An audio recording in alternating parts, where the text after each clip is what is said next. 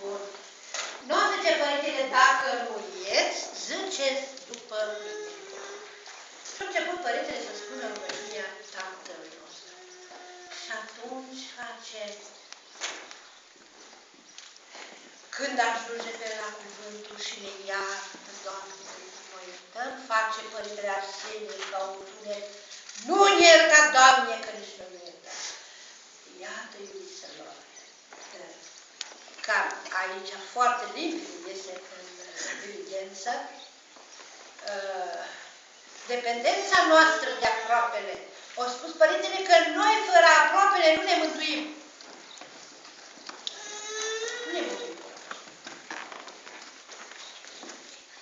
Și să ne iertăm dușmani.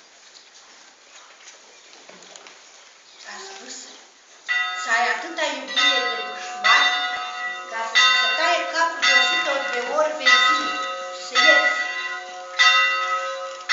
Dânsul și-a iertat. De aceea este așa un